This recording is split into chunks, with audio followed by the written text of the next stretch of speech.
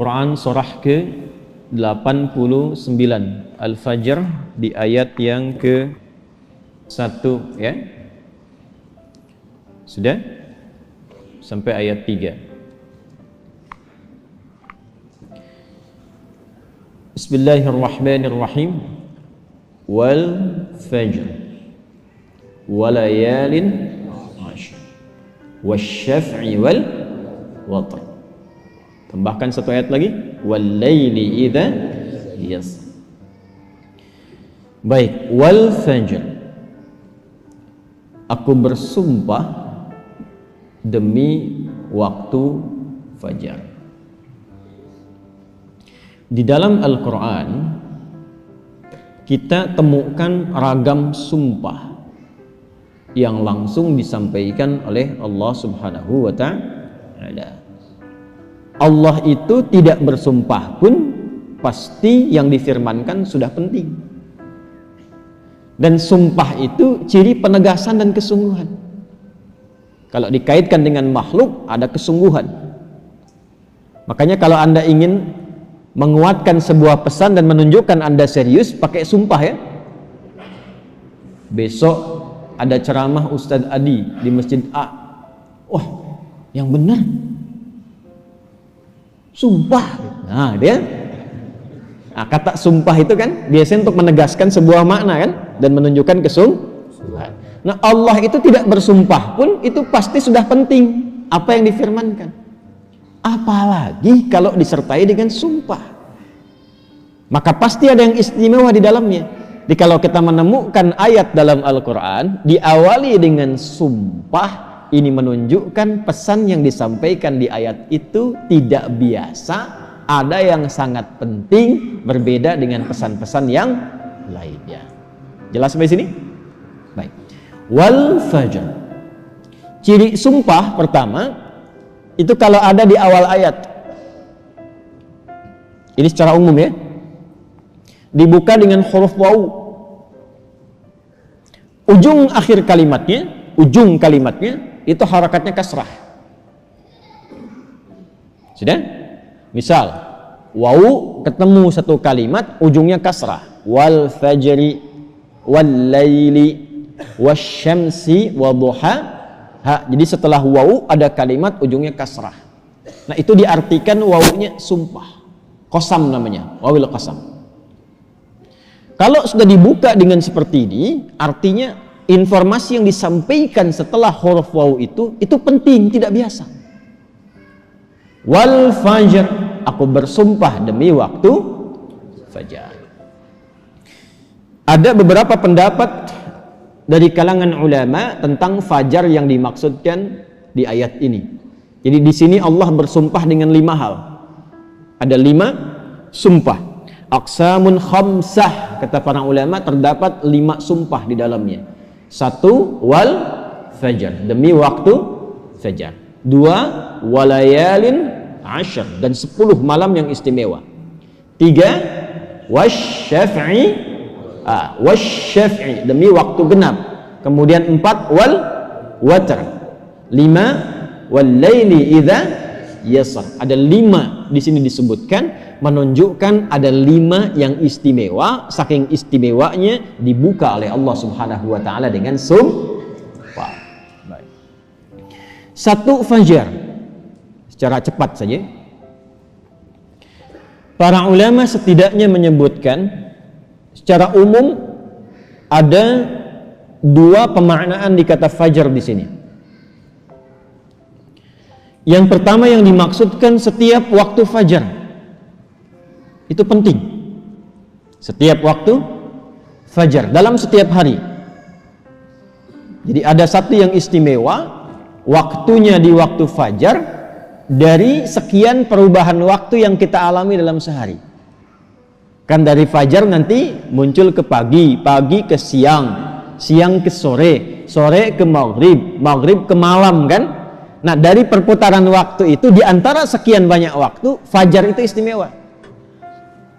Karena itu Allah panggil kita untuk bisa menunaikan sholat di waktu fajar. Ya, hakikatnya bukan hanya sholatnya, ada waktu-waktu yang hanya dalam fajar itu yang nggak ditemukan keistimewaannya di waktu yang lain. Contoh, kita ambil ke ibadah ritual dulu. Sholat di waktu fajar ini itu 2 rakaat sunnahnya saja. Sunnahnya, belum masuk ke fardunya. Itu nilainya disebutkan oleh Rasulullah SAW lebih baik daripada dunia dan seisinya. Raka'atul fajri khairum minad dunya wa ma fiha. Kalau Anda mampu menunaikan 2 rakaat fajar, itu yang dimaksud sunnahnya. 2 rakaat, tapi disebutkan kalimat fajarnya. Bukan zuhur, bukan asar, bukan maghrib, bukan isya. Dan dilakukannya sebelum salat fardunya untuk menunjukkan betapa pentingnya itu. Karena kalau orang tahu itu penting, pasti persiapan datang sebelumnya. Ya, Anda tahu di sini akan pengajian kan? Subuh kan? Subuhnya misalnya jam 4.35. Anda menjadikan pengajian itu sebagai hal yang prioritas. Kalau waktunya 4.35, datangnya jam berapa? Ada yang nginap, ada yang itikaf. Karena menjadikan itu penting. Kalau tak penting mungkin diabaikan. Nah, Allah menyatakan fajar itu penting. Jangan tinggal. Bahkan saking pentingnya, ada di antara hamba-hamba Allah yang menyiapkan waktu fajar itu bangun dari sebelumnya sampai warming up dulu. Pemanasan supaya subuhnya itu, fajarnya itu bisa optimal. Bangun dari malam, Pak. Ada yang menjelang fajar itu membiasakan hatinya supaya khusyuk. Sehingga saat sholat di waktu fajar sudah terkoneksi kepada Allah dengan baik. Cara menyiapkannya dengan istighfar. Waktu singkat menjelang fajar itu disebut sahar namanya. Jamaknya disebut ashar. Ada orang-orang yang kalau sudah tiba waktu ini dia banyak istighfar, istighfar, istighfar, istighfar, supaya hatinya lapang saat fajar tiba, terkoneksi sempurna kepada Allah. Sempurna, nyambung. Itu ada di Quran surah ke-51 ayat 18. Wabil ashari hum yastaghfirun. Ya. Kalau ingin dikuatkan kesabaran, ingin diberikan rizki sehingga bisa sering infak, ya, ingin diberikan kemampuan menjalankan segala sesuatu dengan benar, menatap dengan benar, mendengar dengan benar, berjalan secara benar, itu diantara amalannya rajin istighfar di waktu sahar menjelang fajar. Dah, ini ijazahnya langsung dari Al-Quran, surah ketiga Ali Imran di ayat ke-17. As-sabirina was-sadiqina wal-qanitina wal-munfiqina wal-mustaghfirina bil ashar. Ya. Quran surah ketiga Ali Imran ayat 17. Paling kiri sebelah atas tuh. Itu di situ istighfar di waktu sahar itu disamakan dengan 4 amalan tadi. Sabar, khusyuk dalam ibadah, bisa rajin infak, dan benar dalam menjalankan aktivitas. Itu diantara latihannya rajin istighfar menjelang fajar. Makanya kalau sudah istighfar, terbuka hatinya, terkoneksi dengan Allah, itu ibadahnya akan lebih enak dibandingkan dengan yang jarang istighfar. Gitu. Alhamdulillah. Ada sifat qanitin di situ. As-sabirina wal qanitina. Sedangkan kita diminta salat itu dengan sifat kunut. Orangnya disebut qanit, jamaknya qanitin. Ada di mana ayatnya? Al-Baqarah ayat 238. Hafizu 'alas salawati was salatil wusta wa qumu lillahi qanitin. Tuh. Kalau mau salat, mau enak salatnya, jangan sekedar salat. Memang betul sudah selesai. Ya, menuntaskan kewajiban, beban kewajibannya hilang, tapi kenikmatannya dapat enggak? Manfaatnya dapat enggak? Kalau ingin menikmati salat, ingin dapat manfaatnya, dapat ketenangan, terkoneksi dengan Allah, doanya cepat dijawab, maka khusyuklah dalam salat. Nah, di antara cara mendapatkan khusyuk itu istighfar. Dibuka. Sehingga sekat-sekat yang membuka kita itu, yang menghambat koneksi kita dengan Allah itu terbuka. Ini dari Quran. Dari Quran. Nah, dibiasakan istighfar paling enak itu di waktu sahar menjelang fajar. Apalagi kalau bisa tahajud sebelumnya. Kalau bisa tahajud, ya, tahajud kemudian istighfar, terbuka hati, rajin memberi, di situ itu disebut langsung oleh Quran kalau dia bertahan dengan itu sampai wafat, itu disebut sebagai calon penghuni taman surga yang sedang beraktivitas di bumi. Itu Quran surah 51 ayat 15 sampai dengan ayat 23. Innal muttaqina fi jannatin wa 'uyun akhidhina ma atahum rabbuhum innahum kanu qabla dhalika muhsinin kanu qalila minal laili ma yahja'un. Itu tahajudnya. Wa bil ashari hum yastaghfirun. Itu istighfarnya. Nah, hakikatnya kita bangun malam itu, hakikatnya kita istighfar di waktu sahar untuk persiapan ke fajarnya. Salah satu maknanya itu. Makanya Nabi kan ya suka rebahan kan sedikit ya. Bukan rebahan yang sempurna. Ya kaum rebahaners nih ya. Coba dicek tuh. Kalau ada rebahan Nabi itu miring sedikit ke kanan kan, setelah istighfar tuh nunggu-nunggu sampai fajar tiba. Supaya kesadarannya optimal. Ada apa di fajar itu sampai dipersiapkan sebelum itu? Sampai 2 rakaatnya lebih baik daripada dunia dan seisinya. Itu kalau dibaca pakai iman, gak ada yang bisa menandingi. Saya tanya antum, dikasih 1 juta atau 2 rakaat sebelum subuh? Ayo. Oh, masa? Huh? Coba dicek. Sana ada lomba balapan di sirkuit tuh. Berlangsungnya sebelum subuh.